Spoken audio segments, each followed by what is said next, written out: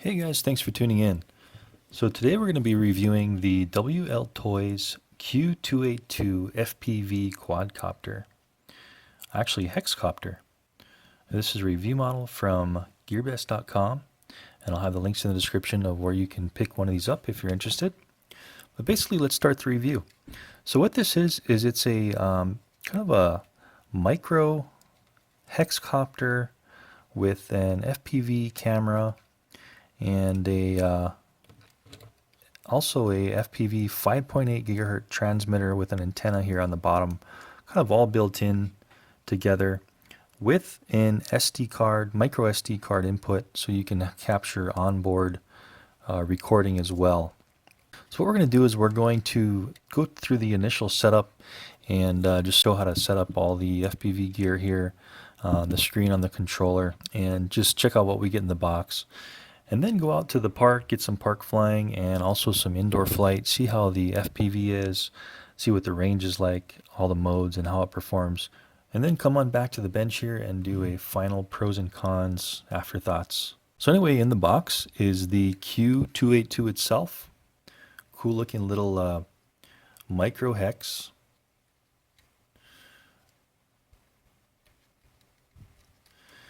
And the battery it comes with is kind of an elongated battery. It is very tight in the craft, so I would recommend, this is going to be one of those ones that I would recommend putting on this little pull tab of packing tape so you don't damage the battery.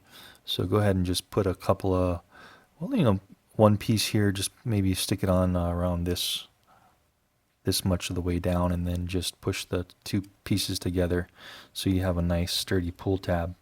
Otherwise you'll be breaking the wire. So anyway, it's a 500 mAh 3.7 volt LiPo battery. And of course you get the controller here. And we'll come back to the functions of the controller in just a second. And let's see what else we get in the box. So in this bag here, we get a USB adapter for plugging into your computer so you can watch your video. They give you a 4 gigabyte micro SD card, which will plug in right here to the side of the craft.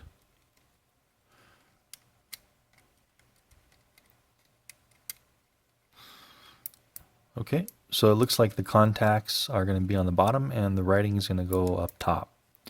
And you just push it in to click. You got a USB charger. Plug it into any computer or like a phone USB cord, USB plug. They give you six extra props. So good job, Wltoys, for giving us 6 extra props just in case. And then you get this box in the package. And I would assume this would, yeah. So this one is basically going to include the FPV screen. A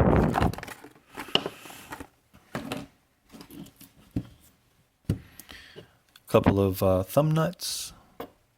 Thumb bolts to put the screen on. You got a charger here to charge the screen. And this is where you plug it in right on the bottom here. It's kind of the same screen that all the Wltoys copters come with. Very similar in all of their copters. Then you have this this hood shade here, which you can close up to protect the screen or open up for some sunshade. Then also stuck kind of in the bottom of the box was the antenna for the FPV screen. So the antennas I would recommend just putting on right away so you don't lose them and you don't get any damage from not having antennas on. Also in the box you get this little screen mount. So this basically will just kind of push in to the back of the controller, these two little tabs here. And then the screen just goes right over the antenna, pushes right over the antenna, and you just hold it there and put in these 2 thumb screws to basically clamp the screen right over the antenna. Real easy, no tools needed, just get those tight and there you go. So your FPV screen is installed and you're ready to go with that. So let's see what some of these controls do on the controller real quick before we go out and start our flights. So basically the right stick is going to be your normal pitch and roll here. Pitch and roll trims. Then you've got your throttle up and down and your yaw here on the left stick. Power button here. You've got your throttle trim here, your yaw trim here. And then the trigger buttons. This would be your camera on-off function. And then this would be your flip function on the right trigger. And then you've got all your rate modes on the left part of the screen here. You've got your 40%, 60%, 80%, and over to the right top of the screen you have your 100% flight rate. And basically what this is doing is it's allowing you to go to pitch further, to go faster when you push the pitch and roll stick here. And then you've got your this button here in the middle of the right side. This will turn off and on your lights if you press it once for day flights if you want to save some battery. And then if you hold this in, this will initiate the return to home. And then it says the bottom button here is going to be taking a photo for one push. And then if you hold it in, it's going to go into a headless mode, which would be the mode where you can be in any yaw direction and this will pull back towards you, left, right, and forward, no matter what bearing the craft is facing. Then on the back of the controller, this one here takes 6 batteries, 6 AA batteries. Clips in nice and tight, so you won't have to worry about it opening on you by accident. Okay, so before we take the little Q282 out to do some flying, I'm just going to fire it up real quick just to make sure the FPV and everything works and see how it looks. So plugging in the quadcopter or the hexacopter.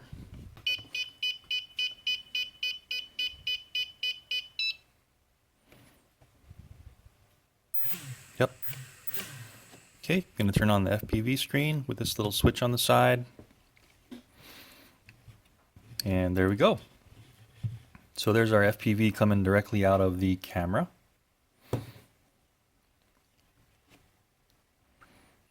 Hello. Hello there. Hello there. How's it going? Cool. So real quick, let's just do a little latency test on the FPV signal. So typical 5.8 gigahertz latency with a camera that has an SD card, recordable micro SD card. You get a couple hundred milliseconds of delay time, which you really won't notice unless you're doing like close proximity flying. So this should be fine for kind of slow flying. So anyway, let's go ahead and charge the battery in this guy and get out there to the park, do some park flying, get some hat cam video of it flying, go ahead and cut to some FPV recorded video and also some snapshots, and then also come back to the house, do a little bit of indoor house flying with no wind and see how it behaves in all the modes, and then come back to the bench and do a final thoughts, pros and cons. So let's get flying. Alright, so we're here at the park with the Q282. I'm going to go ahead and do a park flight test and see how it does. So I'm not sure if you guys can see this, but the FPV screen with these Wltoys, it seems like the screens are a little bit dim, but let's see what we can do here with this one. So going to start recording video. I'm going to go ahead and turn off the lights, save some battery power, and then go up to probably 100% flight rate just in case some breeze wants to take it away. So I'm at 100% flight rate and I'm going to start the video by just pressing the left trigger, and we can see that the numbers turn red indicating that the video is recording. So let's try it out.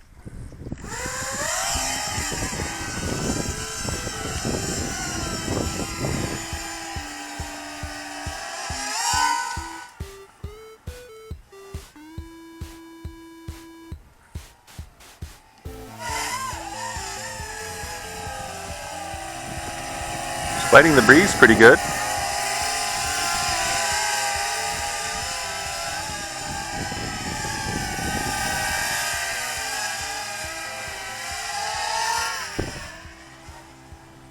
See what the range is like. So that was about it. So I got fresh batteries in the controller, and that was maybe 75 feet.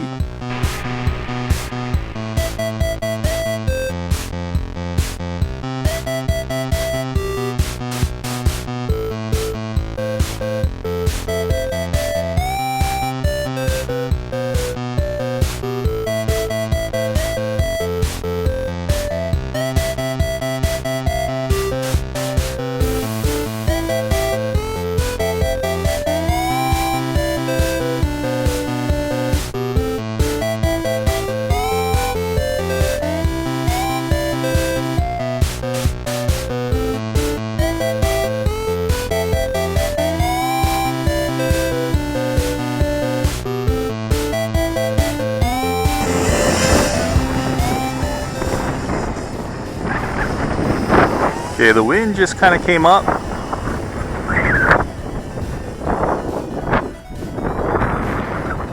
Alright, well there was my control range.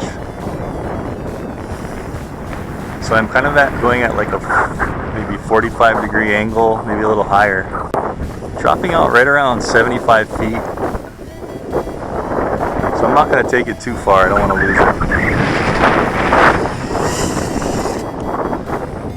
So a little tough fight in the wind. A little bit of breeze came up.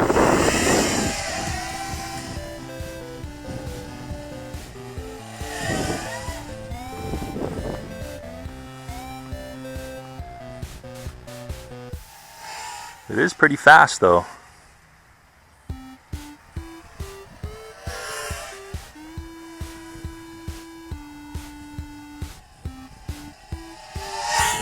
So what I am noticing in the higher rate mode, the 100% rate, is it pitches so much that when you turn it's a little hard to, the lift doesn't really keep it up.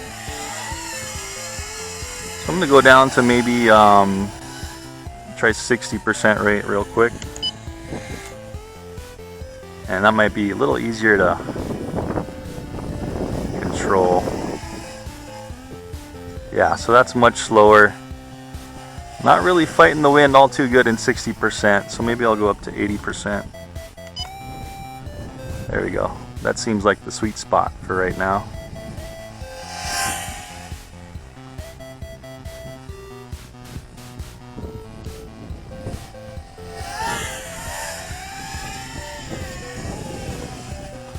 Let's see if we got enough battery. We're gonna do a click and hold the center right button. Yeah, so that was our return to home. So the return to home is already skewed. So this one's definitely gonna skew its bearing pretty easily. Whoa. A little bit weird on the hard turns. You can see how it kind of catches an edge and then wants to twirl down.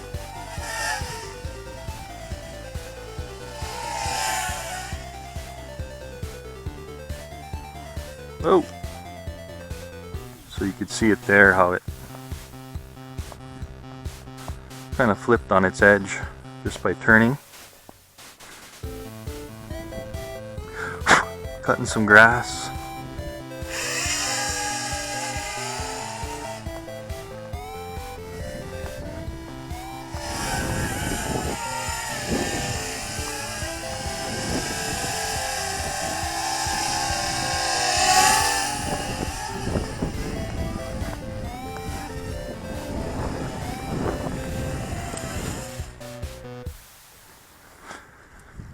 Alright, so there's our battery. Let's go ahead and shut off the recording. And hopefully that recorded to the SD card. So we'll go ahead and take this thing back to the house, get some indoor flight, and do a final pros and cons on the bench and see how it did. Okay, so trims are centered, and I'm going to go ahead and just do a gyro retail. So to the bottom left, just hold it. Let's go ahead and do a little in-house flight, see how this thing does.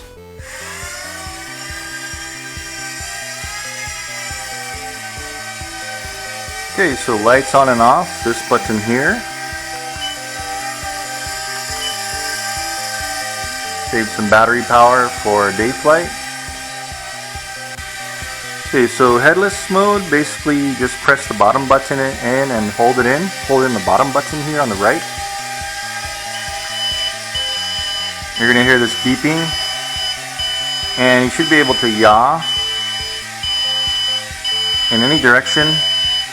And then pull back, should come back to you. Left would be left. And right would be right. So it seems like it's working fairly well. Getting slightly skewed. It's got a little bit skewed from spinning.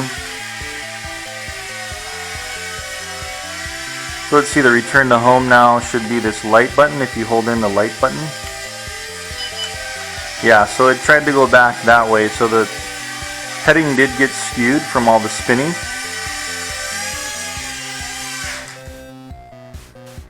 So let's real quick just try to rebind it. And reset the heading and just see how the return to home is when we have a decent heading without losing our bearing. Okay, so I'm gonna fly out a little bit that way, and then I'm holding in the light button here. And there it goes. Okay, so return to home definitely would work if you didn't really spin. Let's go ahead and just kind of turn it sideways to me, to the left, and try a return to home. Holding in the light button. Yep, still slightly skewed, so seems like the bearing on this guy here is kind of off. Immediately kind of gets slightly off.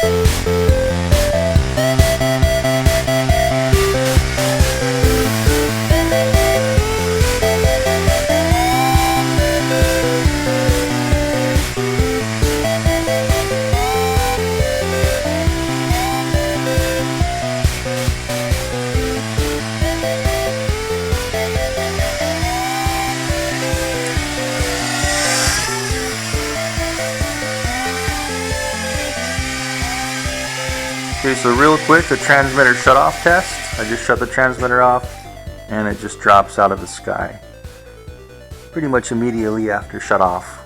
So that's good to know.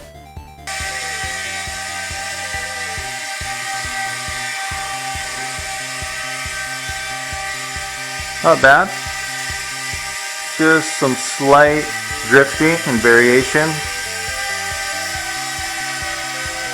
And I'm seeing in the FPV screen, you see there's a little bit of vibration lines in there. I don't know if you can see that, but in the FPV there's some vibration line. Try the yaw rate. So that's yaw in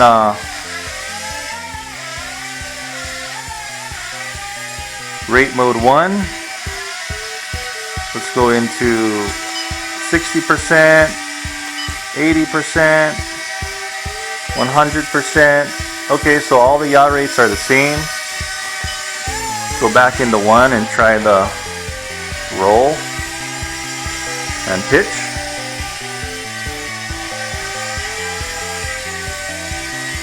So there's our low voltage battery, lights already kicking in.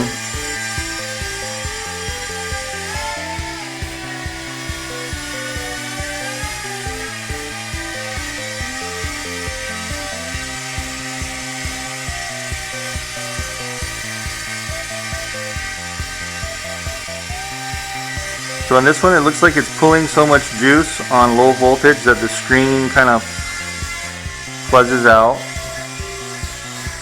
And there's our low voltage drop. And just gonna see when it shuts off.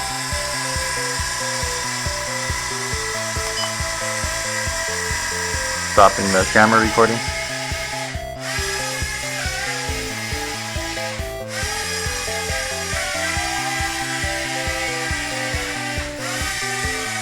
Alright, that was weird. So it kicked back on. There, okay. So there's the low voltage shut off. Okay, so that was kind of strange.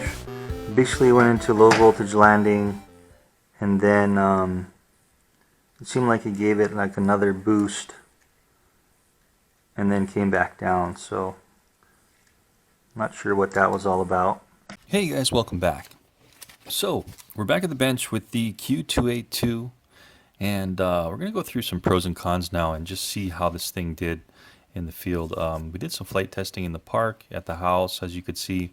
Got some video, onboard video, and how it looked in the FPV screen. First of all, the thing seems very durable. Did quite a few crashes with this in the house and in the park and stuff, and it seems like, you know, it's going to flex a lot before anything cracks and breaks. Did have moderate lift, not the best lift, but decent. It's got a little more weight to it since it does have the FPV setup, larger battery, and seemingly maybe the type of plastic they use is a little heavier than some of the others. As far as the FPV goes, the screen, Wltoys, for some reason they choose this real shiny type of screen, and it's kind of a dim screen too, and you can't adjust any of the brightness on it. So I wish they would, they kind of include this with all their mini FPV models, and I wish they would maybe choose a different screen that had a non-gloss finish, was a little brighter, and had a better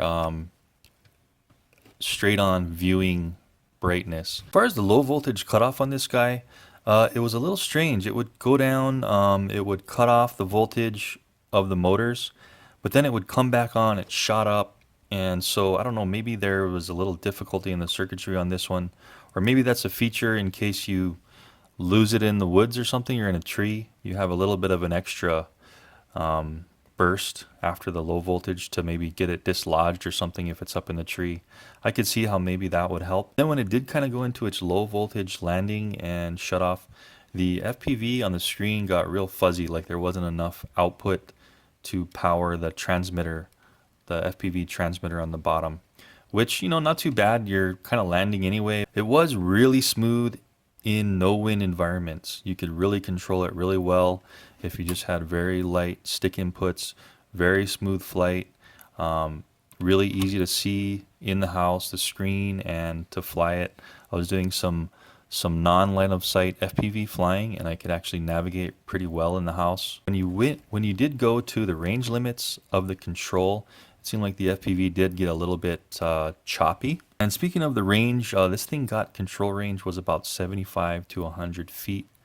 Not the best. This is kind of a micro hex, and that's kind of an average of what I've seen these guys get.